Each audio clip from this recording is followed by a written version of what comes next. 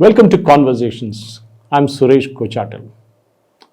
Where is the war going? That's a question on everybody's lips. Whether you're lining up to buy fuel from a petrol bunk or waiting for the elusive LPG, the question is simple. When will this war end? Or rather, when will it not end? That's a question nobody is able to answer, even President Donald J. Trump. Because every day he claims that America has won the war. He's been doing that from possibly the first week onwards. He says the regime has changed. He says we are talking to the Iranians. And the next sentence he says we're going to bomb the hell out of them. Nobody's sure what President Trump actually wants. That way the Israelis are far, far better. They know for sure what they need to do and what they're doing. But President Trump and his advisors seem to be all at sea. Look at the situation from day one. He got into the war, prodded possibly by the Israelis, who told them that they had a beautiful hit time on the 28th of February in the morning at 9:15, when then Ayatollah Khamenei and his advisors were all ganged up in a room in the presidential palace. And what happened? A direct hit and the entire leadership got wiped out. America's assumption was that that's the end of it. Everybody will surrender and we will have a new regime in place. But Iran did not surrender. They had factored all this. In fact, the late Ayatollah actually had written down command to say who will replace him and how it will be done. And that is how it happened. Then President Trump, as he claims, he wiped out the second rung of leadership, which is true. They wiped out the Iranian Navy, which was hardly there. They wiped out the Air Force with old aircraft. But then the missiles, the drones, they all kept coming. They were able to go as far as Cyprus, and they regularly hit Israel. They even went towards Azerbaijan and, of course, Diego Garcia. That shows the Iranians still have the capacity to fight and fight back like hell. Ladies and gentlemen, just think, what would you do if you're boxed into a corner like a cat and then somebody is prodding at you, trying to hit you? You will fight back to the extent possible till you're possibly tired of it all and give it up. The Iranians are not like that. The Iranians have fought Saddam Hussein for 10 years. They've gone through numerous bombing campaigns by Israel and the United States, and they've survived it. And that is what their strategy is. Their strategy is not to win this war because they know they cannot. With the overwhelming firepower that Israel and US has, there's no way in hell that Iran can win this war. But they can always survive, and that is their aim, to survive at all cost. To fight a war which is not a straightforward war. It's a different kind of war where David and Goliath fight their own kind of strategies. If you're sending out a drone which costs $20,000 to $30,000, it is met by a missile which costs $1 to $2 million. That is the difference. America is literally getting bankrupted in this war, technically. And that is why they've gone back to their Congress and asking for $200 billion. And that too, when President Trump says, we already won the war. I'm kind of winding it up. But then why do you need $200 billion then? That is a question which everybody is asking Pete Hegseth and others at the Pentagon.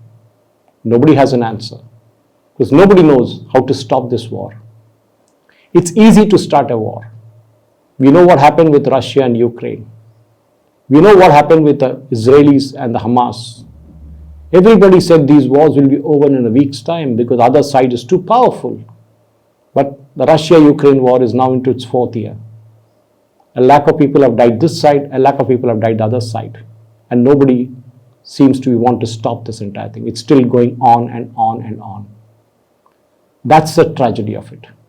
When Prime Minister Modi called off the war, or rather agreed to the Pakistani offer of a ceasefire, 4 days into the war, everybody asked him, Operation Sindhu stopped at the fourth day. Why? You could have gone on. We could have captured Lahore, Karachi, this. But Prime Minister Modi knew what he was doing. Because once you have met your objective, what was your objective in Operation Sindhu? To strike the terrorist camps and decapacitate them. It was done. But in case of this particular war that is going on between Iran, Israel and the United States, the issue is that the US started with an assumption which never worked. They never factored into the strategy that Iran could block the Strait of Hormuz, which any kid would tell you is something that Iran would have done because they're fighting an asymmetric warfare. They're not fighting a straightforward one. They knew the trump card for Trump was the Strait of Hormuz. They knew that the missiles and drones were their way of responding. Today, when Pakistan claims that they're organizing a meet to get all the people on board, Iran says, we are not coming. The US says, we don't want to meet unless the Iranians are there. What do we do by just looking at an empty chair on the other side? That is the problem. Today, the Iranians know for sure that as long as they hold on to the Strait of Hormuz, they are sitting on a gold mine. People are talking of a toll that is being collected. Who knows? Tomorrow it might be another Suez Canal for all you know. And Iran would be surviving even then. They would make more money than they made before the war by selling oil at $100 a barrel. The Chinese will gladly lap it up, and for many other countries which are desperate for oil. The question now is, how do we stop this? President Trump says he wants to take the Karg Island as if it's sitting there for the asking. No. As the Iranians promised, they would rain hell on them, on the US Marines or the 82nd Airborne. Whatever said and done, it's not easy. No side can walk away from this war. Maybe the Iranians will not, because they want to take it to the logical conclusion.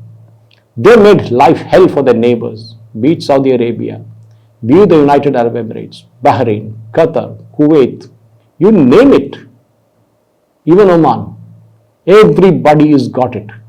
They have destroyed their main line of business, be it tourism in Dubai, be it the refineries in Saudi Arabia, be it the US Fifth Fleet in Bahrain, or the Kuwaiti refineries, or even the Qatari gas fields. Everybody is getting hit. And Iran knows that. When Israel bombed their gas fields in South Pars, what did they do? They didn't hit Israel immediately. Iran hit the Qataris. And the Qataris saw damage which will take at least 2 to 3 years to rectify. The Qatari business is out because 80% of their revenue for the country of 4 lakh people comes from the gas fields. And that's gone overnight. Look at Dubai. It was a tourism destination where people used to come, enjoy, and huge hotels, huge number of rooms, all are empty today. An airport that handles 95 million passengers a year is like a ghost town. What will happen to them? What will happen to those airlines? Emirates, Saudi, and you have Qatar, Fly Dubai, Gulf Air, you name it. All of them are sitting idle now. And that's a tragedy that was waiting to happen. Because nobody factored that Iran would hit their neighbors with equal ferocity as much as they got it from the Israelis and the Americans. What is the way forward? Well, I don't know. I would be a kind of billionaire if I knew the answer for that. The only way is for the Americans to walk away, saying that we have won the war. We'll all applaud President Trump for it. Like a small kid wanting to get an appreciation for something that he or she claims to have done. We will give him that. We'll say, oh, beautiful, you won the war. But beyond it, what? Iran will now start dictating terms to its Gulf neighbors, because all the Gulf neighbors, the GCC countries and others, know for sure that tomorrow you cannot play around with Iran. You might be able to kind of destroy them in the short term now, as we saw at Isfahan and other places today. But not in the long run. The Iranians have a better IQ than even Indians, we Indians. We are at the 34th place. Iran is at 5th place in the world IQ standards. They are highly educated. And then it's no surprise that they make these kind of drones and missiles. And they know the best part, how to hide them.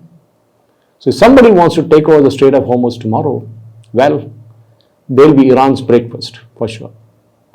Let's see how things go from here. And maybe we will have some more updates. If a couple of bombs drop here or there, who knows? President Trump might do anything. Thank you for watching. Jai Hind.